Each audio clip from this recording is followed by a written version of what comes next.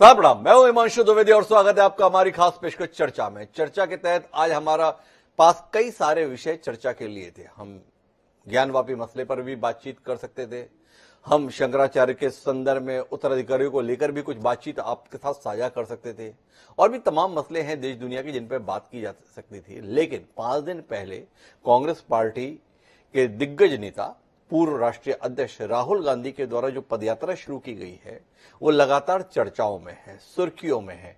उनके द्वारा उठाए जाने वाले कदमों पर इतनी बात नहीं हो रही है जिससे ज्यादा बात उनके पहनने, उठने, लेटने, बात करने के संदर्भ में हो रही है। हर बिंदु पर निगाह है, हर बिंदु पर टिप्पणी है, टिप्पणी पर टिप्पणी है, प्रतिक्रिया पे प्रतिक्रिया है। तो लगा कि इस पर थोड़े विस्तार से बात होनी चाहिए। हमने पहले भी राहुल गांधी की इस यात्रा के संदर्भ में बात की थी, जिसे कांग्रेस पार्टी ने अपनी यात्रा मानने से भी इंकार किया हुआ था, राहुल गांधी के नेतृत्व के संदर्भ में भी इंकार किया हुआ था। लेकिन 5 दिन इस यात्रा को होने को आए हैं। साफ जाहिर है कि ये कांग्रेस की यात्रा है, साफ जाहिर है कि राहुल गांधी इस यात्रा का नेतृत्व कर रहे हैं। तो दोनों चीजें साफ जाहिर होने के बाद भी कांग्रेस को इसे स्वीकार करने से परहेज क्यों है, ये सवाल है। दूसरी महत्वपूर्ण बात यह है कि जब से ये यात्रा शुरू हुई है तब से ये यात्रा सकारात्मक कारणों से कम और नकारात्मक कारणों से चर्चा में ज्यादा है। ये कांग्रेस के द्वारा बरती जा रही लापरवाही का नतीजा है या भारतीय जनता पार्टी संभावित आशंकाओं के चलते इस यात्रा को निशाने पर रखी हुई है, ये समझने की जरूरत है। चर्चा की शुरुआत कहां से करें? राहुल गांधी पदयात्रा के लिए निकलते हैं, वो क्या बोलते हैं इस पर बात नहीं की जाती, वो क्या पहनते हैं इस पर टिप्पणी आती है। राहुल गांधी एक टी शर्ट पहने हुए हैं, भारतीय जनता पार्टी उसकी कीमत पता करके और पोस्ट वायरल कर रही है कि बताइए यात्रा कर रहे हैं 41,000 की टी शर्ट पहन के। अब टी शर्ट कितनी कीमत की पहननी चाहिए, क्या यह भी अब भारतीय जनता पार्टी या देश की सरकार के द्वारा तय किया जाएगा? यह विचार का विषय होना चाहिए। भारतीय जनता पार्टी के सारे नेता क्या 3 अंकों में अपने कपड़े खरीदते हैं? क्या उनके कपड़े कभी 5 अंक, 6 अंक और 7 अंक वाले नहीं होते? इस पर भी बात की जा सकती है। दूसरा जो बिंदु है वो है राहुल गांधी के द्वारा बातचीत करते हुए। राहुल गांधी जब भी मुंह खोलते हैं भय उत्पन्न हो जाता है कांग्रेस के बीच में, पता नहीं क्या बोल देंगे और उसके जवाब में उन्हें क्या कहना पड़ जाएगा। वैसे ही इस यात्रा के दौरान भी हुआ। राहुल गांधी किसी पादरी से मिल रही है, पादरी के साथ जो चर्चा हुई है उसके कारण से वो निशाने पर है। पूरी भारतीय जनता पार्टी बता रही है देख लो इस व्यक्ति का हिंदू विरोधी चेहरा। जिस तरीके से वो पादरी ने बात की उस पर भी हम चर्चा के दौरान बात करेंगे। इसके बाद बात हो रही है उनके लेटने के संदर्भ में। कंटेनर साथ में चल रहे हैं, उन कंटेनर की अलग अलग तस्वीरें सोशल मीडिया में वायरल हो रही है। बताया जा रहा है 7 सितारा है, 6 सितारा है, 5 सितारा है, इसमें राहुल गांधी विश्राम करते हैं। कांग्रेस पार्टी को आखिरकार खुद अपने कंटेनर की फोटो वायरल करनी पड़ रही है और बताना पड़ रहा है कि नहीं नहीं ऐसा नहीं है, देखिए मामूली सुविधाओं के साथ है, एक छोटा सा फ्रिज है, एक छोटा सा सोफा है, एक छोटा सा एसी है और इसके साथ में राहुल गांधी और बाकी यात्री जो है उनके लिए विश्राम की व्यवस्था है। तो कुल मिलाकर चर्चाओं के केंद्र में तो यात्रा है, पर क्या ये चर्चाओं के माध्यम से देश मजबूत हो जाएगा? क्या इन चर्चाओं के माध्यम से देश की राजनीति में बदलाव आ जाएगा? ये सवाल है। तो इसी सवाल का उत्तर खोजने की कोशिश करते हैं। 4 खास मेहमान हमारे साथ इस चर्चा का हिस्सा बनने के लिए मौजूद है, उनसे आपका परिचय भी कराते हैं। लेकिन इस सिलसिले को शुरू करें उससे पहले समय है आज के विचार सूत्र का।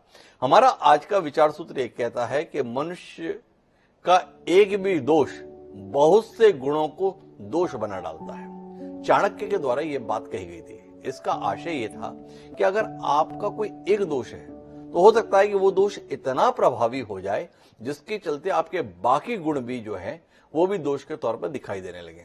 राहुल गांधी के संदर्भ में क्या उनका बोलना इस सूक्ति को चरितार्थ करता है, इसे हम जहन में रखते हैं और इसे जहन में रखते हुए अपनी चर्चा को आगे बढ़ाते हैं, जिसका हिस्सा बनने के लिए हमारे साथ 4 खास मेहमान हैं। हमारे साथ डॉक्टर अजय उपाध्याय जी हैं, राष्ट्रीय प्रवक्ता हैं, ऑल इंडिया कांग्रेस कमेटी के, वह हमारे साथ हैं।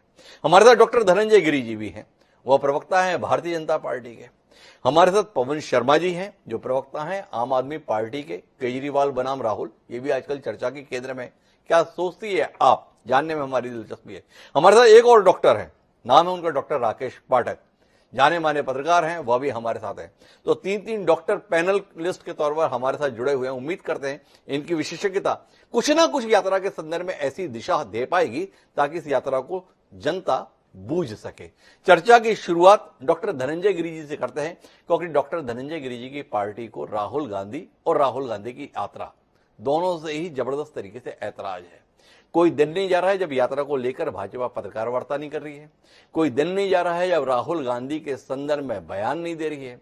राहुल गांधी क्या बोल रहे हैं इस पर तो कम बोलते हैं।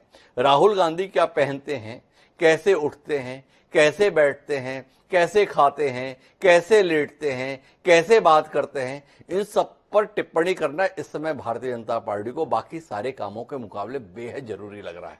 तो जानना है डॉक्टर धनंजय गिरि जी, जिस व्यक्ति को आप पप्पू करार दिया करते थे, जिस व्यक्ति को एक अगंभीर राजनीतिज्ञ करार दिया करते थे, एक व्यक्ति जिसके संदर्भ में आपको लगता था जैसे देश के संदर्भ में कोई समझ नहीं है, उस व्यक्ति के तौर तरीकों को समझने में पूरी पार्टी इतनी मेहनत क्यों कर रही है, ये समझने की हमें जरूरत आन पड़ी है।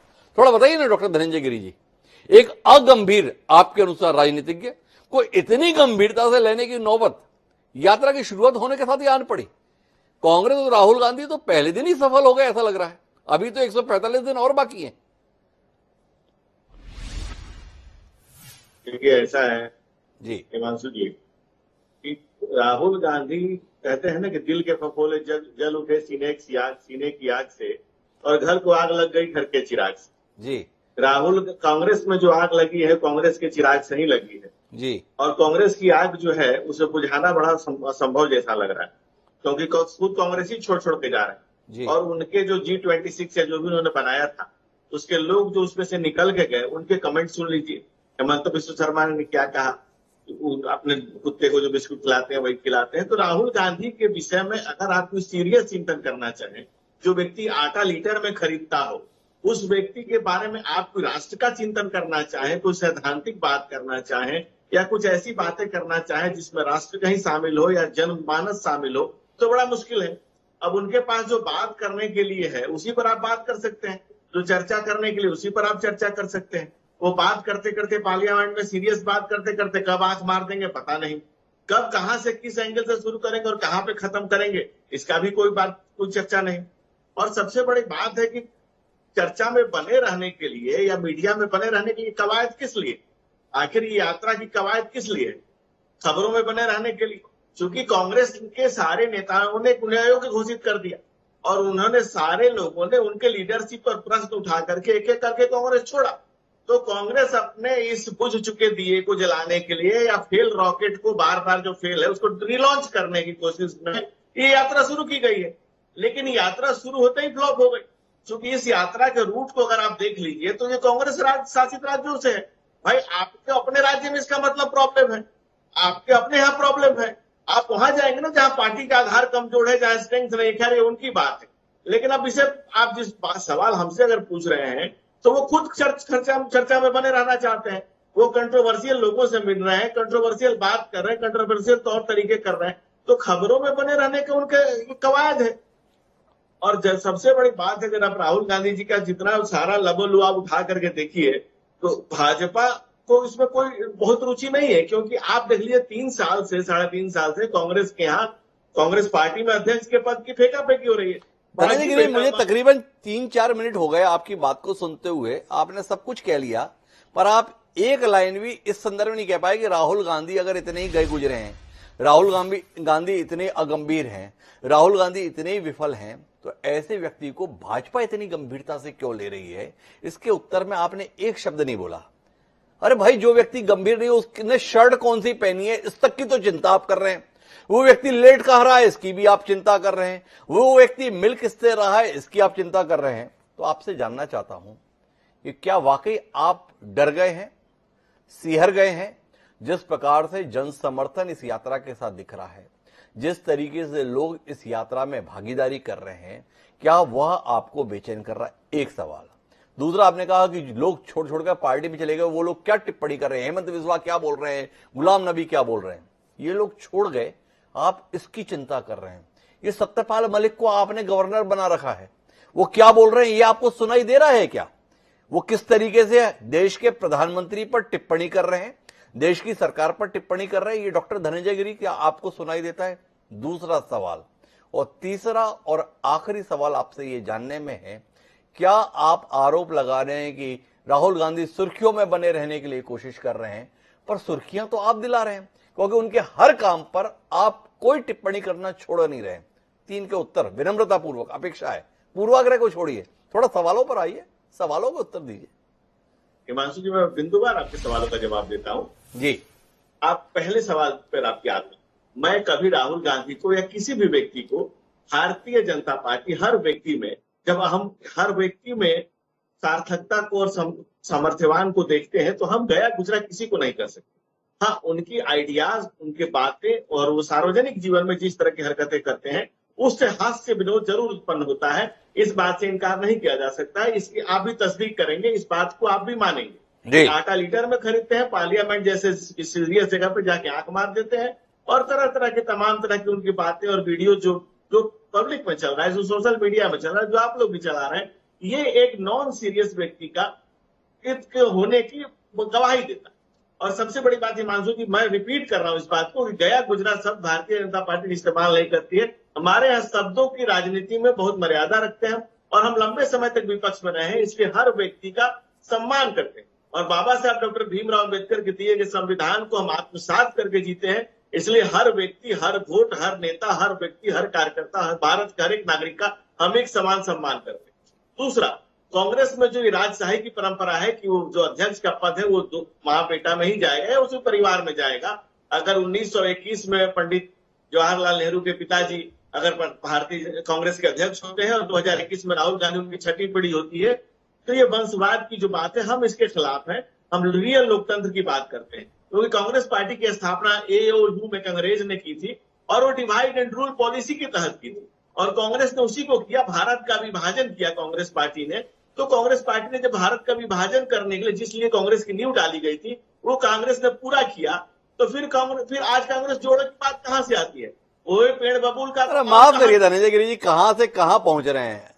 1885 में बनी हुई कांग्रेस, आज 2022, 137 साल का इतिहास, तो उसमें 6 पीढ़ियां आपने गिना दी।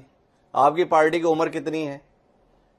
1980 में अस्तित्व में आई जनता पार्टी, उससे पहले भारतीय जनता पार्टी, उससे पहले ले ली जनसंघ 1951 से, राजमाता सिंधिया, वसुंधरा राजे सिंधिया, दुष्यंत राजे, तो 3 पीढ़ियों को तो आपने भी सर पे बिठा रखा है। ये आपको दिखाई नहीं देता? परिवारवाद का विरोध करने वाले आप तथाकथित लोग। मुद्दे में आइए, यात्रा के संदर्भ में बात कर रहे हैं। मैं वापस आपके पास आऊंगा, शायद आपके पास कुछ तर्क हो राहुल गांधी की इस यात्रा को खारिज करने के संदर्भ में। क्या केवल टी शर्ट पर बात करेंगे?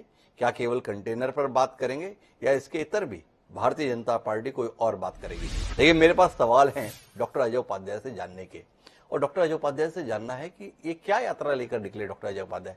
देश समझ नहीं पा रहा। एक पादरी के साथ बैठते हैं, किस पादरी के पास? जिसके ऊपर मामले हैं भारत माता के संदर्भ में अपशब्द प्रयोग करने के संदर्भ में। आपको पूरे देश में बातचीत करने के लिए और ईसा मसीह को समझने के लिए यही शख्स मिला था। कुल मिलाकर आप अपने आप को एक हिंदू विरोधी चरित्र के तौर पर स्थापित करने के लिए इतने लालायित क्यों रहते हैं, ये देश समझना चाहता है। थोड़ा डॉक्टर अजय उपाध्याय समझाएंगे आप? 5 दिन की कुल उपलब्धि क्या एक पादरी से सीख रहे हैं राहुल गांधी कि सच्चा ईश्वर कौन है, क्या ईसा मसीह है। वो ईसा मसीह के संदर्भ में खूबियों को तो बता ही रहे हैं, साथ साथ हिंदू देवी देवताओं के संदर्भ में प्रतिकूल टिप्पणी कर रहे हैं, और राहुल गांधी आज्ञाकारी बालक के तौर पर उसे सुन रहे हैं। क्या आपको नहीं लगता है कि भारत जोड़ो के अभियान के तहत निकलते हुए वाकई आप भाजपा के दावे ये भारत तोड़ो यात्रा है या कांग्रेस तोड़ो यात्रा है, उसे ही सिद्ध करने की कोशिश कर रहे हैं? डॉक्टर अजय उपाध्याय। डॉक्टर साहब, पहले तो धनंजय गिरी ने बहुत सारे प्रश्न कर दिए, उनका भी उत्तर दूंगा। आपका उत्तर देने के बाद मुझे वक्त दीजिएगा जी। जहां तक आपने भारत जोड़ो यात्रा का संदर्भ देखा है, कन्याकुमारी से कश्मीर तक का एक संदर्भ है। ये भारत की स्वतंत्रता आंदोलन के बाद पहली इतनी बड़ी यात्रा है जो पैदल पथ पर चलकर हजारों की संख्या में पूरा देश के तिरंगे को लेकर के पूरा जनमानस चल रहा है, कांग्रेस पार्टी के साथ, कांग्रेस पार्टी के नेता और कार्यकर्ताओं के साथ। दूसरी बात, एक एक जगह हम मिलने का कार्यक्रम कर रहे हैं। कहीं मछुआरे से मिल रहे हैं, कहीं इन्वायरमेंटलिस्ट से मिल रहे हैं, कहीं असंगठित मजदूरों के लीडर से मिल रहे हैं, कहीं बच्चों से मिल रहे हैं, कहीं इस तरह के पादरी से। आने वाले समय में मंदिर, मस्जिद, गुरुद्वारा, सबसे जहां जहां रास्ते में जो मिलते जाएंगे मिलेंगे। तीसरी बात, संवाद की एक प्रक्रिया है जो भारतीय सनातन परंपरा में ये अंतर्निहित है, और वाद विवाद हम नहीं करते, हम वाद और संवाद करते हैं। विवाद तो जो करने वाले हैं वो विवाद इसमें भी ढूंढ ले रहे हैं। जो चर्चा वहां हुई, वो चर्चा के वीडियो को, उस पार्ट को लाया गया जो पार्ट जो है सिर्फ एक तरफा कहीं ना कहीं प्रदर्शित करता है। लेकिन ठीक है, जहां तक बात बैठने की है, अनुराग ठाकुर साहब के साथ भी हम पार्लियामेंट में बैठते हैं, बैठने की बातें दी है पादरी के साथ, जो उस तरह की बात उन्होंने की थी। और साथ में हम प्रज्ञा ठाकुर के साथ भी बैठते हैं, जो महात्मा गांधी जी को गाली देते हैं और जो गोडसे की पूजा करते हैं, या अनुराग ठाकुर जिस तरह से गोली मारो करते हैं। तो बैठने के लिए भारत की यही तो लोकतांत्रिक प्रक्रिया है कि बात संवाद चलना चाहिए। हमारा मकसद है नफरत तोड़ो, जो नफरती लोग हैं उसको अंदर से उसको खत्म करो, और कहीं ना कहीं हिंसा और के माहौल से देश को ऊपर लाओ, और द्वेष के से समाज नहीं चलता। द्वेष को खत्म करके सद्भाव और प्रेम का एक कहीं ना कहीं बिगुल बजाना। मैं रोकना चाहूंगा डॉक्टर अजोपाध्याय, आपके पास समय है, लेकिन आपके इस दावे को खारिज करता हुआ आज कांग्रेस का ट्वीट है। एक ट्वीट मेरी स्क्रीन पर देखिए। एक नेकर है जिसे आरएसएस के गणवेश के तौर पर देश जानता है, उसमें आग लगी हुई है और 145 दिन साथ में आप बता रहे हैं। ये कौन सा कांग्रेस का दृष्टिकोण है जिसके संदर्भ में अजोपाध्याय जी यहां इतनी बड़ी बड़ी बात कर रहे हैं? थोड़ा समझाएंगे डॉक्टर अजोपाध्याय? ये आप भारत जोड़ो यात्रा के तहत क्या करने निकले हैं? आप अहिंसा के पुजारी महात्मा गांधी के रास्ते पर चलने का दावा करते हैं और यहां आग लगाने वाली तस्वीरों को ट्वीट कर रहे हैं अपने हैंडल से। थोड़ा बताएंगे? देखिए बड़ा अच्छा प्रश्न है। अभी धनंजय गिरि जी ने तो साफ ही कर दिया कि कांग्रेस जो देश की स्वतंत्रता आंदोलन की लड़ाई लड़ी वो राष्ट्र विरोधी इनके हिसाब से है। महात्मा गांधी इनके हिसाब से राष्ट्र विरोधी है। और ये भी सच्चाई पूरा देश जानता है कि जो गणवेश है ये भारत की स्वतंत्रता आंदोलन और आरएसएस के जो लोग थे उस समय किस तरह से देश के साथ गद्दारी किए थे। मैं नहीं कह रहा हूं, ये हिस्टोरिकल फैक्ट है। आंदोलन का किस तरह से विरोध किया था, चाहे वो सविनय अवज्ञा आंदोलन हो, चाहे वो सत्याग्रह का जो शुरुआती दौर का जो आंदोलन था हमारा असहयोग आंदोलन, या भारत छोड़ो आंदोलन। गोलवलकर जी ने तो स्पष्ट, गुरु गोलवलकर जो इनके थे उन्होंने स्पष्ट किया था अंग्रेजों के खिलाफ जो है लड़ाई नहीं लड़नी है, उनको छोड़ देना है। जब हम भारत छोड़ो अंग्रेजों से कह रहे थे तो ये कहते थे भारतीय आंदोलन छोड़ो। ये पूरा देश देखा है। और ये मैं नहीं कह रहा हूं, कुछ तथ्य है कैसे कि इन्होंने आंदोलन का किस तरह विरोध किया। आप बताइए, मैं पूछूंगा इनसे। संघ के बड़े विचारक कौन है इनके? दीनदयाल उपाध्याय जी हैं। 1916 में उनका जन्म हुआ। उस समय जब भारत स्वतंत्र हुआ कितना साल के हो रहे होंगे? 31 साल के। एक कोई उदाहरण दे जब वो स्वतंत्रता आंदोलन का समर्थन में वो जेल गए हो? कभी नहीं गए। कोई आंदोलन का कोई उदाहरण नहीं है भारतीय इतिहास में। दूसरा उदाहरण मैं दे रहा हूं, वीर सावरकर जी का सब जानते हैं। 2011 में उनको काली पानी की सजा हुई। हम सब उनका इस बात के लिए वो करते हैं कि चलो उनको उस स्वतंत्रता आंदोलन की लड़ाई में उन्होंने भाग लिया। लेकिन हुआ क्या, मात्र 1.5 महीना हुआ था, पहला उन्होंने माफीनामा लिखा। अरे माफ कीजिए उपाध्याय जी, मैं आपके तर्क को अभी समझ नहीं पा रहा। मुझे बताया उन्होंने आजादी के आंदोलन में भाग नहीं लिया अगर इस संगठन से जुड़े हुए लोगों ने तथाकथित तौर पर आपके अनुसार, जबकि मेरे पास फेरिस्त है हेडगेवार जी की स्वतंत्रता संग्राम में भूमिका को लेकर और उनके अभिनंदन समारोह में कांग्रेस के कार्यकर्ताओं के शामिल होने को लेकर भी। लेकिन अगर आपकी दलील को भी स्वीकार कर लें तो उसका नतीजा यह है कि आजादी के 75वें वर्ष में, आजादी के अमृत काल में आप इस संगठन में आग लगा देंगे। ये दिखाएंगे अपनी भारत जोड़ो यात्रा के तहत कि देखो 145 दिन बचे हैं, आग लगना शुरू हो गई है। क्या यह संदेश लेकर ही राहुल गांधी निकले हैं?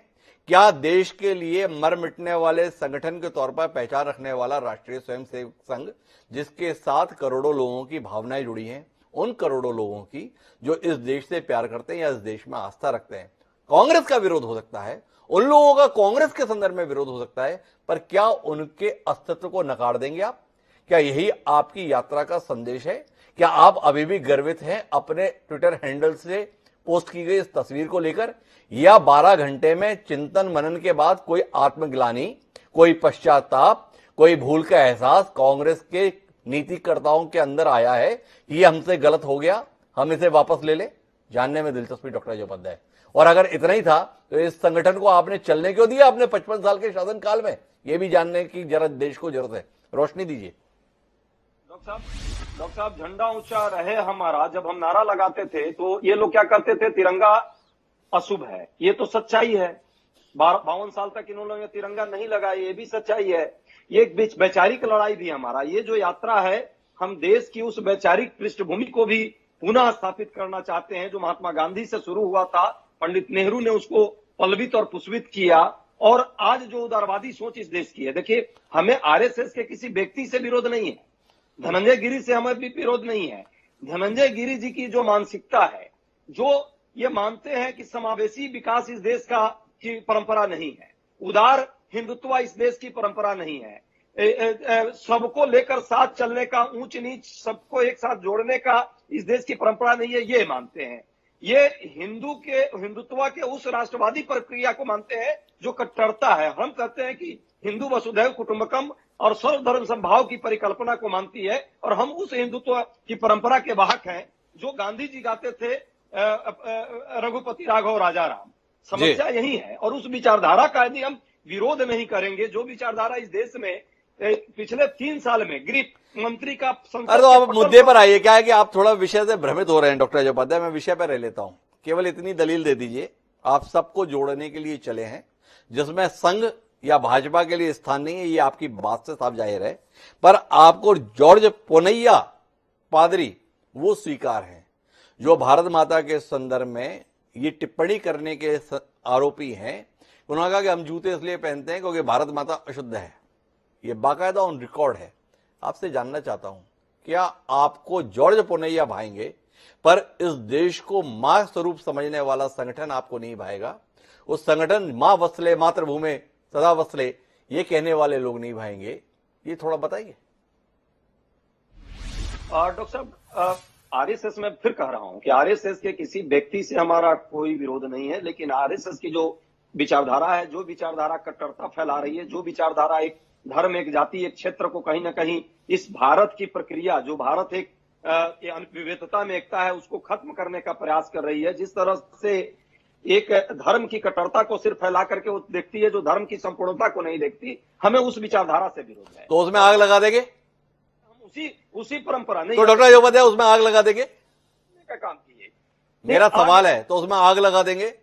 और फिर बताइए, कांग्रेस के झंडे को, कांग्रेस के पार्टी को जितनी गालियां सुबह शाम ये लोग बेचारे देते हैं, क्या ये लोग प्रधानमंत्री का पुतला हमारे समय में नहीं फूंकते थे?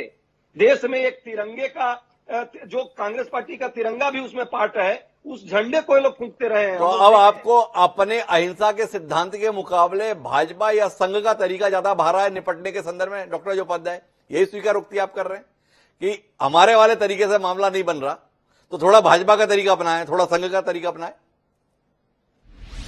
जी डॉक्टर उपाध्याय, कार्टून में एक कार्टून था, कार्टून बना हुआ है, कोई ऐसा थोड़ा है कि इनके पूरे खादी। चलिए डॉक्टर उपाध्याय का अपना तर्क है, ये कार्टून है। मैं डॉक्टर राकेश पाठक के पास जब आऊंगा तो इसमें टिप्पणी लूंगा। डॉक्टर धनंजय गिरी को हस्तक्षेप करने जा रहे हैं, संक्षिप्त में डॉक्टर धनंजय गिरी का हस्तक्षेप सुनते हैं और फिर पवन शर्मा जी के पास चलते हैं। जी धनंजय जी, क्या कुछ ऐसा कह दिया डॉक्टर उपाध्याय ने जो आपको लग रहा है असहनीय है?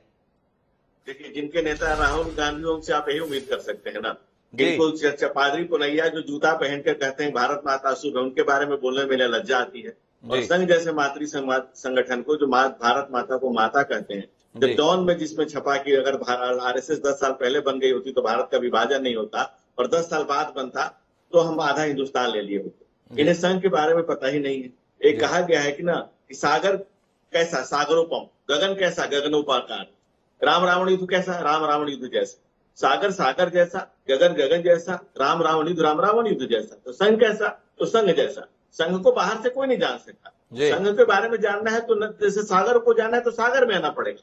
अब राहुल गांधी से आप हिंदुत्व सीखेंगे तो आप कहते हैं हम सॉफ्ट हिंदुत्व। अरे हिंदुत्व का मतलब ही होता है कि सॉफ्ट। हिंदुत्व में अतिरिक्त अलंकार की जरूरत ही नहीं है।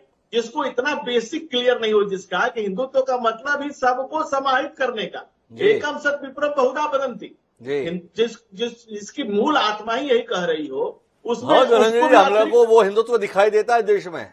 आप जिस पार्टी से ताल्लुक रखते हैं ना, उसमें एक मुसलमान के लिए अब संसद में जगह नहीं रह गई। ये हिंदुत्व आपका दिखाई दे रहा है हमें। जितना समावेशी आपका है ना, वो भी देश देख रहा है। तो इतनी बड़ी बात करना अलग बात है, और हिंदुत्व के अंतर्गत ये जाति के तहत पर जो कुछ चला है अतीत में, वो भी देश को पता है। तो इतनी आसानी से खारिज मत कीजिए। सवाल बहुतेरे हैं और उन सवालों के उत्तर के लिए विमर्श भी एक बड़ा मुकाम ले रहा है। मैं पवन शर्मा जी के पास आना चाहता हूं। भाजपा और कांग्रेस के वैचारिक मतभेद, व्यवहारिक मतभेद सब जाहिर है, लेकिन आम आदमी पार्टी इस पूरे अभियान को किस दृष्टि से देख रही है, ये जानने में हमारी दिलचस्पी इसलिए है कि एक समय से कोशिश हो रही है कि नरेंद्र मोदी का विकल्प कौन, और उसको उत्तर के तौर पर आम आदमी पार्टी अरविंद केजरीवाल को प्रस्तुत करने की चेष्टा करती है। ऐसे में राहुल गांधी का पदयात्रा के लिए निकलना केवल नरेंद्र मोदी जी के लिए नहीं बल्कि अरविंद केजरीवाल के लिए भी चुनौती के तौर पर देखा जा रहा है। ये चुनौती पवन जी आप कितनी गंभीरता से ले रहे हैं? भाजपा खारिज तो करती है, ये कोई चुनौती नहीं, पर गंभीरता से ले रही है, ये उसकी प्रतिक्रियाओं में दिखता है। आप किस नजरिए के साथ हैं, जानने में दिलचस्पी है। देखिए हिमांशु जी, मैं उस बात पर नहीं जाऊंगा कि कौन कितने की टी शर्ट पहन रहा है, कौन 10 लाख का सूट पहन रहा है, कौन 8,000 करोड़ की हवाई जहाज उड़ रहा है, मैं उस पर नहीं जाऊंगा जी। आज एक कांग्रेस की समस्या ये है कि अपने वर्चस्व की लड़ाई कांग्रेस लड़ रही है। कांग्रेस अपने विलुप्त होने के कगार पे है जी। ये मैं नहीं कह रहा, देश का हमारा 8 साल का इतिहास कह रहा है। जब 2014 में भाजपा की केंद्र में सरकार बनी तो एक पॉलिटिकल वैक्यूम था अपोजिशन का, कि अपोजिशन की भूमिका में कांग्रेस को लोगों ने देखा और उम्मीद की कि भाई कांग्रेस अच्छा अपोजिशन का रोल अपना अदा करेगी। उसके बाद का उदाहरण देख लीजिए आप, ऐसा हुआ कि भाजपा कांग्रेस मिलकर फिक्सिंग मैच खेलते हैं। कांग्रेस के विधायक कब बिक जाए पता नहीं किसी को। पत्रकार बंधु हमारे टेंशन में रहते हैं कि सुबह बिक जाएंगे, शाम को बिक जाएंगे, कोई झूठ ना बोलते हैं, वो उनको अपडेट रहना पड़ता है।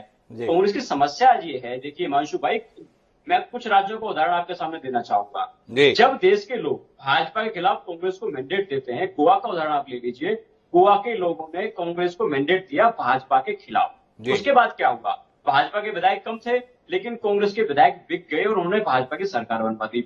मध्य प्रदेश का उदाहरण आपके सामने है।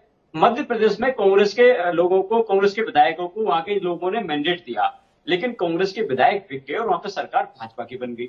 मणिपुर का उदाहरण आप ले लीजिए, उत्तराखंड का उदाहरण ले लीजिए, ऐसे बहुत सारे राज्य हैं। कुछ आंकड़े मेरे पास हैं, पिछले इन्होंने खरीदे भाजपा ने, उस पर लगभग 6300 करोड़ रुपए इन्होंने खर्च किए, क्योंकि दिल्ली में हमारे विधायकों को अप्रोच किया। हालांकि महाराष्ट्र के विधानसभा के अंदर ये हंगामा जब हो रहा था तो खोखा खोखा बात करते थे, 50 खोखे की बात करते थे, 50 करोड़ की वो लोग बात करते थे। हालांकि अगर आप 20 करोड़ का भी उदाहरण लगाएं तो लगभग 6300 करोड़ रुपए के आसपास उन्होंने खर्च किए। क्या उसकी जांच नहीं होनी चाहिए? आज देश की जनता के सामने मुद्दे ये है कि पॉलिटिकल पार्टी को विजन क्या है।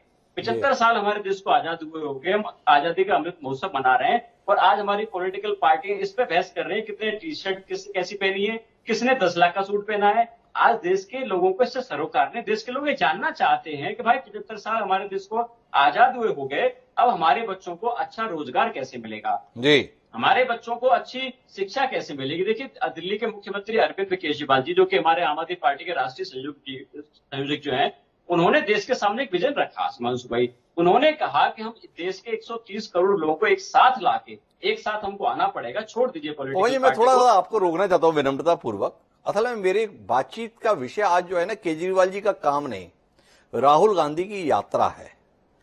आपसे जानना यह चाहता हूं कि देश का नेतृत्व करने का सपना देख रही आम आदमी पार्टी राहुल गांधी की पदयात्रा को लेकर क्या दृष्टिकोण रखती है, ये जरा देश की जनता के सम्मुख आए। मैं चाहूंगा विनम्रता पूर्वक आपसे, केजरीवाल के काम का बखान करने के लिए हम कार्यक्रम फिर कर लेंगे, अभी थोड़ा इस पदयात्रा पर रह लें, थोड़ा कांग्रेस के इस कदम पर रह लें, भारतीय जनता पार्टी की प्रतिक्रिया पर रह लें, या आपने इसको इग्नोर कर दिया है, ना कांग्रेस देखना ना भाजपा देखना, केवल अपना अपना अपना देखना। देखिए हिमांशु जी, आपने बड़ी अच्छी बात कही। आज देश के लोगों को इस चीज से मतलब नहीं है कि कौन क्या कर रहा है, उनको मतलब है कि जिसको सरकार में चुन के भेजते हैं वो हमारे लिए क्या कर रहे हैं। तो डिफरेंस है। आज कांग्रेस के पास में दो चीजें कमी है, एक तो विजन इनके पास में नहीं है, लीडरशिप की दूसरी इनके पास कमी है। देश के लोग जब कांग्रेस को चुनते हैं उनको भरोसा नहीं होता कब कांग्रेस के विधायक बिक जाएंगे और भाजपा की सरकार बना देंगे। ये उदाहरण है, 277 विधायक भाजपा ने खरीदे हैं पिछले 8 साल के कार्यकाल में। तो लोगों का भरोसा ये है कि जिसको चुन के भेज रहे हैं उनको हमारे लिए क्या करना। अरे पवन जी, मैं तो ये सवाल आपसे इसलिए कर रहा था कि एक 4-6 दिन का आपने एक आंदोलन किया था दिल्ली में अन्ना हजारे को सामने रखकर, और उसके तहत इतना जन समर्थन जुट गया कि दिल्ली में आपने एक नया दल बनाकर सरकार बना ली। तो वो 4-6 दिन के आंदोलन में अन्ना हजारे नाम के एक ब्रांड का इस्तेमाल करके आपने ये सफलता हासिल की थी। राहुल गांधी तो 180 दिन के लिए निकल रहे हैं, 3500 किलोमीटर से ज्यादा पैदल चलने वाले हैं। तो कुछ तो कहिए इसके संदर्भ में। बाकी तो सारी बात ठीक है, पर आपने जो किया उसके मुकाबले ये थोड़ा बड़ा कदम दिख रहा है। इसके संदर्भ में कोई बेचैनी आपको है, या आपने कहा अभी हमारे पास खोने के लिए इतना कुछ है ही नहीं तो बेचैन क्या होना है? बिल्कुल आपने बात की। देखिए, पार्टी बनी, उस पर सरकार ने काम किया और दिल्ली के लोगों ने मोहर लगाई और देश के लोगों से मोहर लगा रहे हैं जी। आज। दूसरी आपने बात कही कि आज देखिए देश के लोग कांग्रेस को सीरियसली ले नहीं रहे हैं, उसी तरह से भाजपा भी कांग्रेस को सीरियसली ले नहीं रही है। क्योंकि देखिए, मैं पिछले कुछ दिनों से एक टीवी चैनल, बड़े फेमस टीवी चैनल, उनका एक मैं सर्वे देख रहा था। उन्होंने एक सर्वे किया कि आज देश में नरेंद्र मोदी जी का विकल्प, उनको चुनौती देने के लिए कौन है। उसमें 63% देश के लोगों ने कहा कि अरविंद केजरीवाल जी नरेंद्र मोदी जी को चुनौती दे सकते हैं, उनके लिए चैलेंज है। उसकी वजह क्या है? वजह यह है कि आज नरेंद्र मोदी जी की आंख में अरविंद केजरीवाल जी खटके हुए हैं, क्योंकि अरविंद केजरीवाल जी ने देश के लोगों को यह समझा दिया है कि आप सरकारों से सवाल करो, बहुत हो गया, अब ये सवाल करो कि हमारे देश के बच्चों को रोजगार कम मिलेगा, हमारे देश के बच्चे आत्महत्या करने में मजबूर हो रहे हैं। दूसरा, उन्होंने कहा कि हमारे देश के बच्चों को सरकारी स्कूल में अच्छी और मुफ्त शिक्षा कैसे मिलेगी, इस पे सरकारों को बात करनी चाहिए। लेकिन आज देखिए, मेरी आवाज आ रही है क्या आपके पास? हाँ हाँ, बिल्कुल आ रही है। आपको ऐसा क्यों लगा क्या केजरीवाल जी की प्रशंसा में आप शब्द बोलेंगे तो आवाज माइक ही हम बंद कर देंगे? तो पवन जी के साथ थोड़ा हमारा संपर्क रुक गया है, मैं वापस उनके पास लौटूंगा, लेकिन अब बात इतने विस्तार से हो गई कि डॉक्टर राकेश पाठक के इसमें दखल का समय आ गया है। तो डॉक्टर राकेश पाठक, आपने तीनों पैनलिस्ट की बात को सुना। कांग्रेस बहुत गंभीरता से ले रही है, बीजेपी दावा करती है गंभीरता से नहीं ले रही है, लेकिन जितनी गंभीरता से ले रही है वो बतौर पत्रकार आप भी देख रहे हैं, और आम आदमी पार्टी इसके बीच में अपनी संभावना इस रूप में देख रही है कि भाजपा किसी तरीके से राहुल गांधी को पूरा खारिज कर दे ताकि केजरीवाल की स्वीकृति नरेंद्र मोदी के विकल्प के तौर पर हो जाए। ऐसा उनकी बात से लग रहा है। एक पत्रकार के तौर पर आप क्या देख रहे हैं? क्या यात्रा प्रारंभिक चरण में ही अपने उद्देश्य को प्राप्त करती हुई दिख रही है कि राहुल गांधी को गंभीरता से लिया जाए? भाजपा ने कम से कम गंभीरता से ले लिया, तो अब देश भी गंभीरता से ले लेगा। डॉक्टर हिमांशु जी, पहले तो मैं एक बात जोड़ दूं। आपने शुरू में 3 डॉक्टरों का जिक्र किया था जी, चौथे का जिक्र मैं कर देता हूं, डॉक्टर हिमांशु द्विवेदी। तो इस फोरम पर चार डॉक्टर हैं जी। अब मैं क्रमशः बिंदुवार आता हूं आपके सभी प्रश्नों पर। हमारे विद्वान साथियों ने जो बातें कही हैं उस पर आ जाते हैं। नंबर 1, भारत जोड़ो यात्रा भले ही घोषित रूप से गैर राजनीतिक बताई जा रही हो, ये कहा जा रहा हो कि देश की समरसता, भाईचारा, एकता और जो टूटन है समाज में उसे जोड़ने के लिए है, उतना उद्देश्य घोषित ठीक भी है, किसी भी राजनीतिक दल को ऐसा ही कहना चाहिए। लेकिन प्रकारांतर से इसके फलितार्थ, इसके निहितार्थ राजनीतिक ही हैं, होना भी चाहिए। हर राजनीतिक दल को अधिकार है कि वो संविधान सम्मत, लोकतंत्र सम्मत ऐसा हर कदम उठाए, ऐसा हर आंदोलन करे, नाटक नौटंकी करे, प्रपंच रचे जो कानून के खिलाफ ना हो और समाज की किसी भी तरह से समरसता को तोड़ने का काम न करता हो। श्री लालकृष्ण आडवाणी जी ने जब रथ यात्रा निकाली थी तो उसका घोषित उद्देश्य भले राम मंदिर का निर्माण था, लेकिन हम और आप सब जानते हैं कि अंततः उसके उद्देश्य राजनीतिक ही थे और उस संधान में वो यात्रा सफल रही थी। यद्यपि अपने पीछे पीछे उस रथ के पहियों के नीचे खून के निशान छूटते रहे, ये भी इस देश ने देखा है। एक बात, 2-3 बिंदु इस बीच में आए हैं। आप बार बार कह रहे हैं इतनी गंभीरता से भारतीय जनता पार्टी ले बैठी है, तो क्या देश भी उतनी ही गंभीरता से लेगा? हम और आप सामान्य तौर पर राजनीति और पत्रकारिता के विद्यार्थी हैं, इसलिए अभी तक इन 5 दिनों में ये तो हम समझ गए हैं कि देश भले गंभीरता से न ले इस यात्रा को, या जब लेगा हम नहीं जानते, ये देश की जिम्मेदारी है, हम उस पर थोपने वाले कोई नहीं है। लेकिन निश्चित तौर पर भारतीय जनता पार्टी ने इसे बहुत गंभीरता से ले लिया है। बड़ी संख्या में केंद्रीय गृह मंत्री, अभी स्मृति ईरानी जी, पूरा तंत्र, आईटी सेल, सोशल मीडिया, सारे प्रवक्ता, उनके मुख्यमंत्री जितने राज्यों में हैं, वे सब इस यात्रा को लेकर प्रतिदिन कोई ना कोई बयान दे रहे हैं।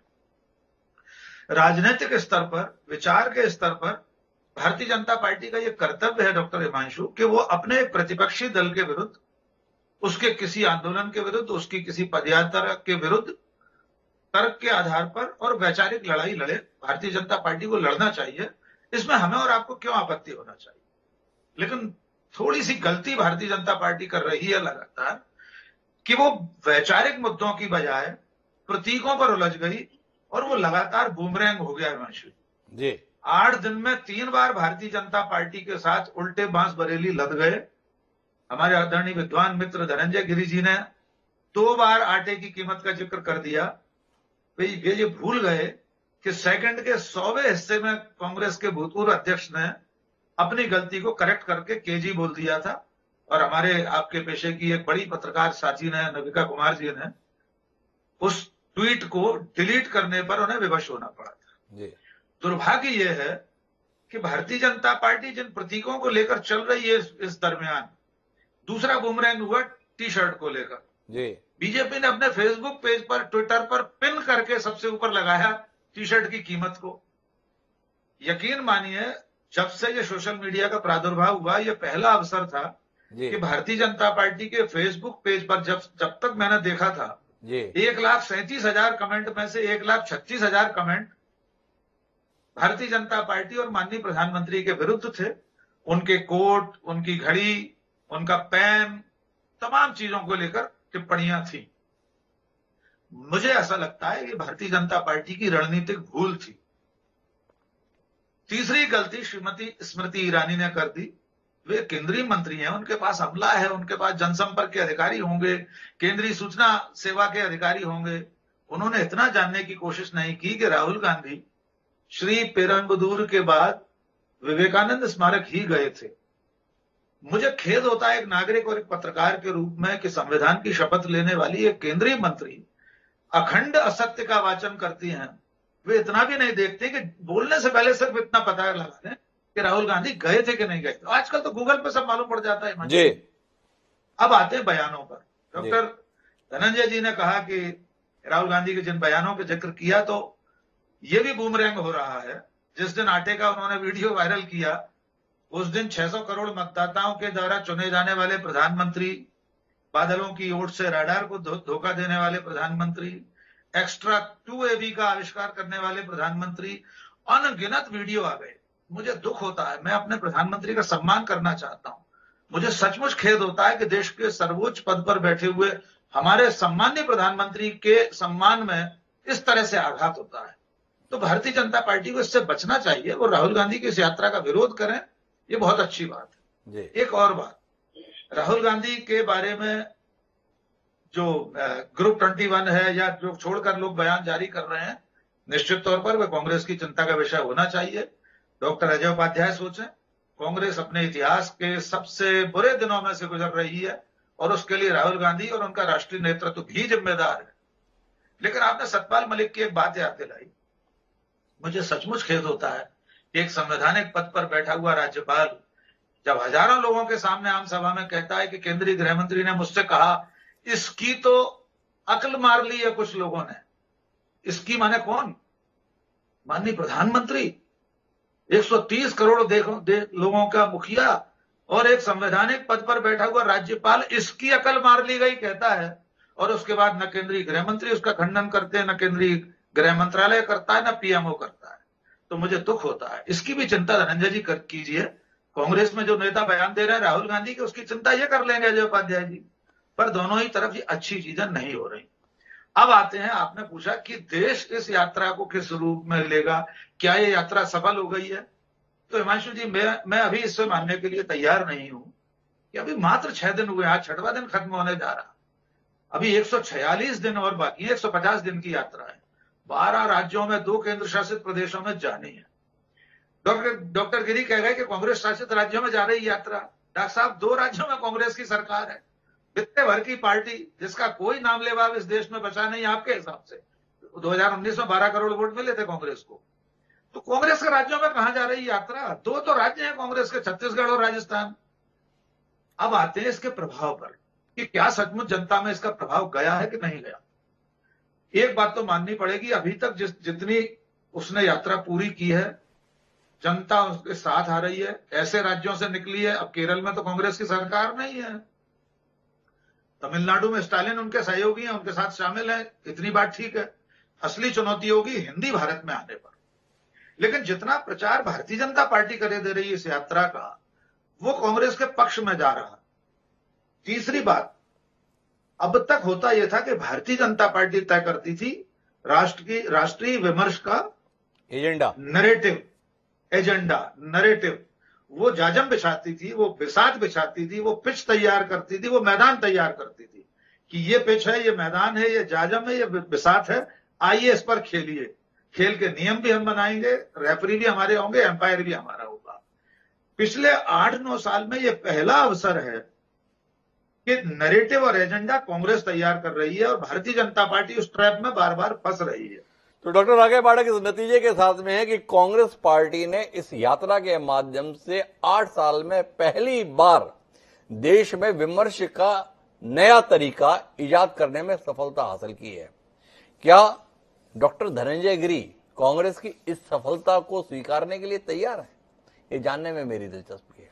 दूसरा जानने में दिलचस्पी इस बात की भी है कि क्या अब कांग्रेस पार्टी राहुल गांधी के द्वारा उठाए जा रहे मुद्दों पर बात करेगी या अभी भी चिंता करेगी उन्होंने पैंट कौन सा पहना है, उन्होंने जूता कौन सा पहना है, उन्होंने खाना किस थाली में खाया है? ये जानने में दिलचस्पी है।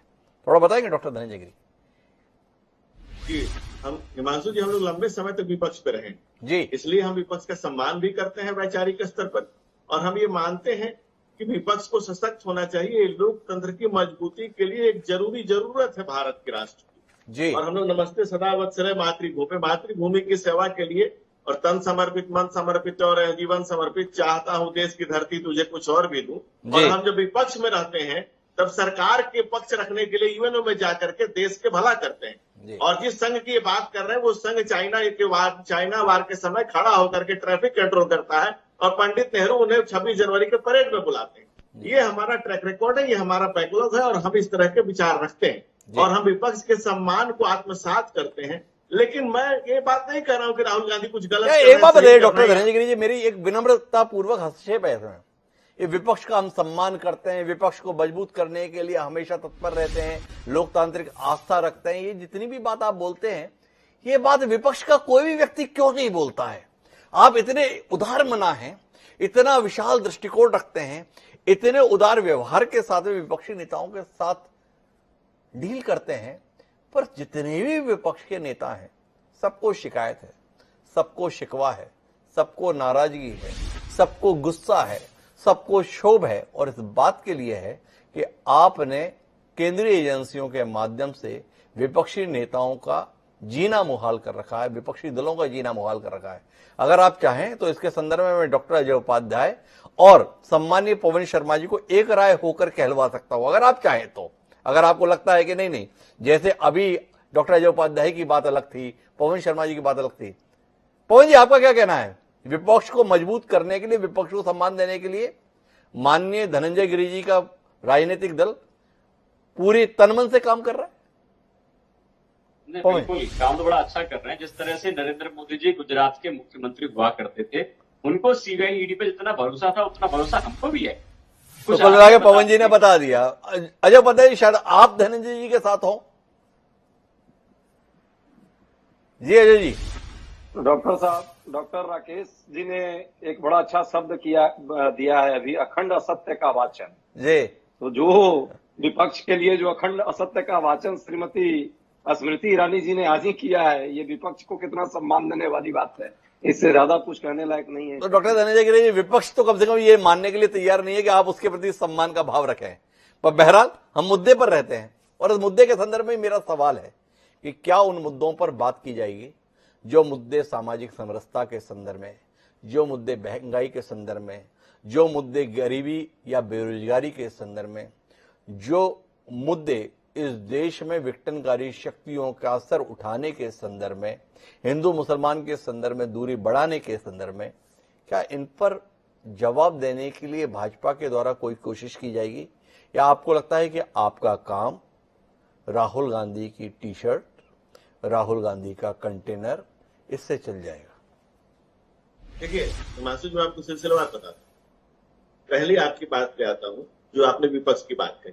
हमने अलग से किसी जांच एजेंसी का निर्माण नहीं करवाया। सीबीआई, ईडी और तमाम जांच एजेंसियां कांग्रेस के सरकार की देन है और उनको दी गई प्रदत्त शक्तियां उस समय के चिदम्बरम जी ने ईडी को जो शक्तियां दी थी, आज वो जब विपक्ष में है तो सुप्रीम कोर्ट जाते हैं उन्हीं ईडी की शक्तियों को कम कराने का निवेदन करने के लिए। दूसरा, अगर उन छापों से 1.25 लाख करोड़ रुपया 1.25 लाख करोड़ नगद बरामद होता है, तो मेरे ख्याल से देश के आम जनमानस से पूछिए तो कहेगा ये छापे सही है। दूसरी बात, अगर आप किसी से पूछेंगे कि अगर किसी ने कुछ गलत नहीं किया तो उसे डर किस बात का है, उसे भय किस बात का है। तो अब आपकी बात पे मैं आता हूं। हमारा काम ये बिल्कुल नहीं है कि राहुल गांधी जी क्या पहनते हैं, क्या खाते हैं, क्या करते हैं, उससे हमें कोई, लेकिन उनके विचार क्या है, किस डिस्कोर्स को बात करना चाहते हैं। अब राहुल गांधी से अगर आप हिंदुत्व सीखने लगिएगा, जैसे सोमनाथ के मंदिर में जाते हैं तो गैर हिंदू रजिस्टर में साइन करते हैं, और जब वैष्णो देवी जाते हैं तो कपड़े को कहते हैं कि मैं जनेऊधारी हिंदू हूं, और कपड़े के ऊपर से जनेऊ पहनते हैं। इस हिपोक्रेसी के खिलाफ है, ये हिपोक्रेसी नहीं होनी चाहिए। सबसे बड़ी बात है कि आप जो है वो रहिए, उसमें कहां कोई कंफ्यूजन की बात है। दूसरा, हम देश के आम जनमानस को, हम चूंकि हमारे जो सचिव प्रधानमंत्री हैं, उनके लिए गरीबी कोई कागजी बात नहीं है। उन्हें कागज पे समझने की जरूरत नहीं कि गरीबी होती क्या है। गरीबी और गुर्बत उनके लिए भोगा हुआ यथार्थ है, वो इस चीज से निकल के आए हैं। आम आदमी के अंतर मन की पीड़ा उसके क्या होती है, क्या क्या उसके गुजरती है, वो कहते हैं ना कि रब जाने क्या गुजरती है कतरे के गौहर होने तक। तो वो उस पीड़ा को आत्मसात किए हुए, उस जीवन को जिए हुए हैं, उस घटनाक्रम से निकल के बाहर आए हुए, तो वो देश की गरीबी को जानते हैं। और जब 2014 में हम सरकार बनी थी तो हम दुनिया के 10वीं अर्थव्यवस्था थे, आज हम दुनिया के 5वीं अर्थव्यवस्था बन चुके हैं। और उनका सब क्या है कि भाई हम 2025 तक इससे भी बड़ी अर्थव्यवस्था बनेंगे, $5 ट्रिलियन इकोनॉमी के जाने की बात है। तो हमारे विचार वहां पर है कि देश को सबल समर्थ बनाना। और ये कहने की बात नहीं, मानसून जी आप बड़े पत्रकार हैं, वो खुद जानकारी होगी कि डिफेंस के क्षेत्र में भारत कितनी रफ्तार से तरक्की कर रहा है, भारत आत्मनिर्भर होने की तरफ से कितनी आगे बढ़ रहा है। दूसरी तरफ जिस नैरेटिव और जिस एजेंडा की बात आप कर रहे हैं, इन क्षुद्र बातों में के लिए भारतीय जनता पार्टी और भारतीय जनता पार्टी के संस्कार कभी भी अलाउ नहीं करते। जो मैंने कहा वो बड़े मन से कहा, और सही सदैव मन से कहा, और स्वच्छ मन से कहा कि हाँ, हम सम्मान करते हैं, भारत के हर नागरिक का सम्मान करते हैं, हर व्यक्ति का सम्मान करते हैं, और हम इसमें विश्वास रखते हैं। सम्मान धनंजय गिरी के सम्मान से अभिभूत हो गए डॉक्टर अजय उपाध्याय, आप ये जानने में हम सबकी दिलचस्पी है। क्या कहते हैं डॉक्टर अजय उपाध्याय? उनका कहना है कि मुद्दों पर बात कर ली जाए। देश इन 8 साल में तरक्की के नए आयाम तय कर रहा है, नए सोपान तय कर रहा है, सफलता की नई छलांगे लगा रहा है, और एक आप हैं, आपसे देश की ये तरक्की, ये खुशहाली, ये समृद्धि बर्दाश्त नहीं हो रही है। तो इसलिए अब आप सड़क पर उतर रहे हैं। कुल मिला के निहितार्थ ये है डॉक्टर धनंजय गिरी का। तो आपसे जानना है, आप देश के संदर्भ में अपने आप को समर्पित बताते हैं और देश की प्रगति पर जाते देख छाती पीटने के लिए सड़क पर आ जाते हैं। क्या कर रहे हैं आप डॉक्टर उपाध्याय? देखिए, हम तो चाहते हैं डॉक्टर धनंजय गिरी जी मुद्दों पर ही बात करें। महंगाई क्यों इतना बेतहाशा है, क्यों कमर तोड़ रहा है, क्यों लोग परेशान है, क्यों आज भी जो महंगाई का दर अभी सरकार का आया है 1 घंटे पहले, वो क्या दर्शाता है। आरबीआई कहती है 6%, 2 से 6% होना चाहिए। वर्षों से कई सालों से वो जो है 6% से ऊपर है, 7% 7.5% है। टैक्स जो सब चीजों पर लगाया है, हम तो चाहते हैं उस पर बहस हो कि क्यों लोगों के पेट पे टैक्स लग गया है।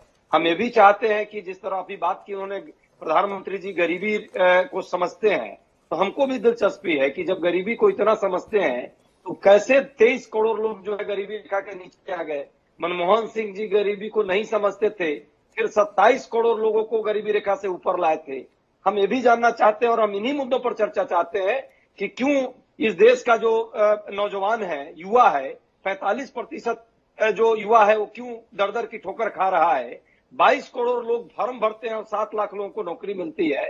कोरोना के समय में अभी तक जो है 12 करोड़ लोगों की नौकरी चली जाती है। अरे ये बताइए डॉक्टर, आप इतना सब कुछ जानना चाहते हैं, पर जब आप सत्ता में रहा करते थे तो जो जना फॉर्म भर देता था उसे नौकरी मिल जाती थी। आपने इतना लंबा शासनकाल चलाया, उस समय पर सरकारी नौकरी इतनी सहूलियत के साथ थी कि जाओ दफ्तर में फॉर्म भरो और नौकरी लेकर ही बाहर निकलो, ऐसा था। ये मोदी जी के नेतृत्व में जब सरकार आई उसके बाद ये हालात बदल गए, इन्होंने बड़ा खराब कर दिया। कुछ ऐसा कहना है आपका?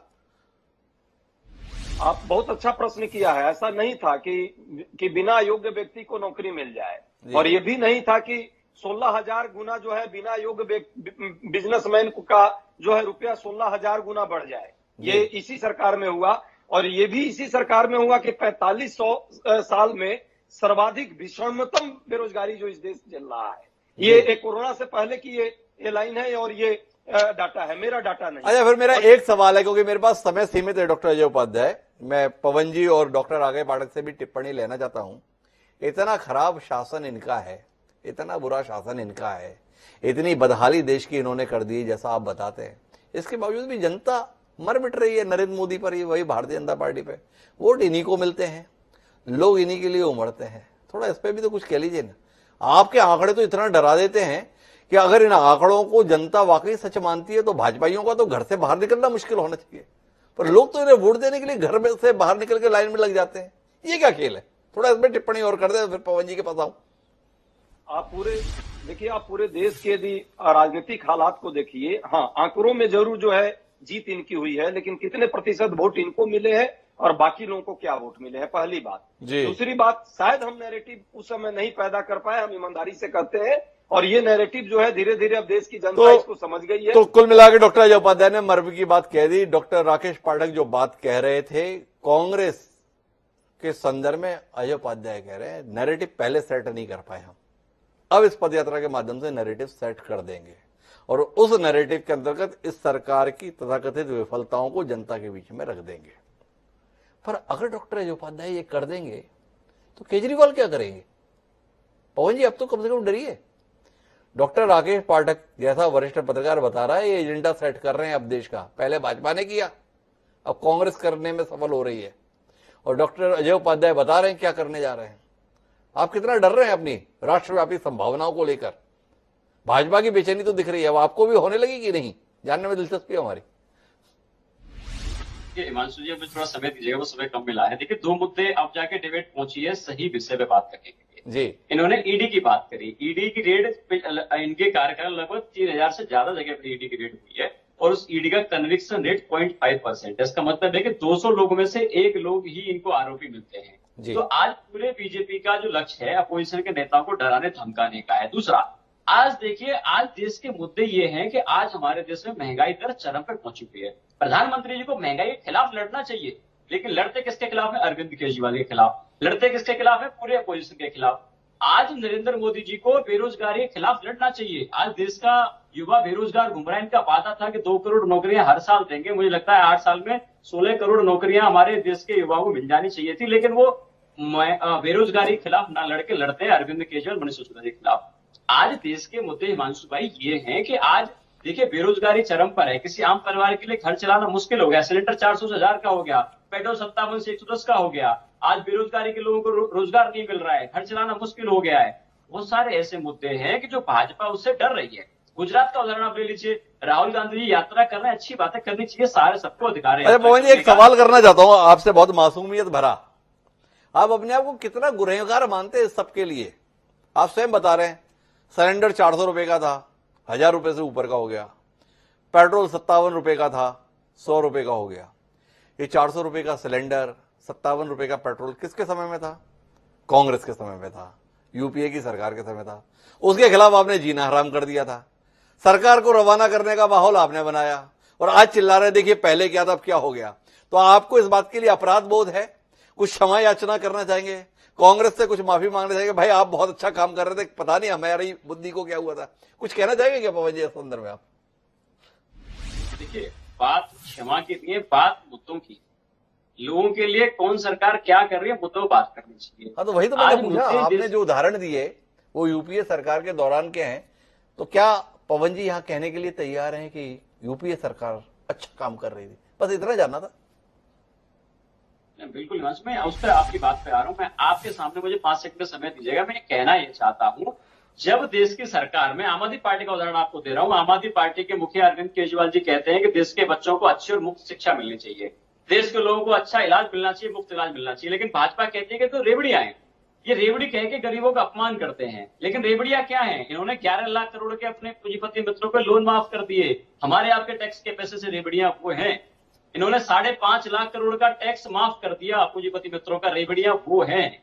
ये देश के लोगों का अपमान करना बंद करें। मुद्दों पे कब काम करें? मुद्दों पे काम करें। पवन शर्मा जी का ये कहना, उनका कहना है कि बताइए ये लोग अमीरों के लोन माफ कर देते हैं, हम जो काम कर रहे हैं उसको रेवड़ी बता देते हैं। पर आयुष्मान योजना तो इसी केंद्र सरकार ने चालू की है, रेवड़ी के तौर पर उसे कैसे माना जाएगा? पर पवन जी की बात ठीक है, अपोजिशन अगर जनता के संदर्भ में कोई फैसला लेता है तो वो रेवड़ी होती है। और जब केंद्र की सरकार कोई फैसला लेती है तो वो जन कल्याणकारी होती है। ये शिकायत विपक्ष की है। पर इस शिकायतों के बीच में आखिरी टिप्पणी के लिए मैं डॉक्टर राकेश पाठक आपके पास आना चाहता हूं और आपसे जानना ये चाहता हूं कि क्या आप भी ये महसूस करते हैं कि राहुल गांधी को थोड़ा अपने सार्वजनिक अभिव्यक्ति के संदर्भ में सचेत होने की जरूरत है। आप नरेंद्र मोदी को देखिए, उनका हर कदम, उनके मुंह से निकली हर आवाज इस एहसास के साथ होती है कि इसका प्रभाव जनमानस पर क्या पड़ेगा। राहुल गांधी शायद चूक जाते हैं, वो ये भूल जाते हैं वो जो कुछ कर रहे हैं उसका प्रभाव उनकी पार्टी और जनता के बीच में क्या पड़ने वाला है। क्या आपको नहीं लगता है कि इतना अनुभव हो जाने के बाद, इतनी उम्र राजनीति में गुजार जाने के बाद, इतने बड़े राजनीतिक दल का अध्यक्ष रह चुकने के बाद उन्हें अपनी सार्वजनिक अभिव्यक्ति में, तौर तरीकों में कहीं ज्यादा सचेत होने की जरूरत है? 100% हिमांशु आपसे सहमत हूं मैं।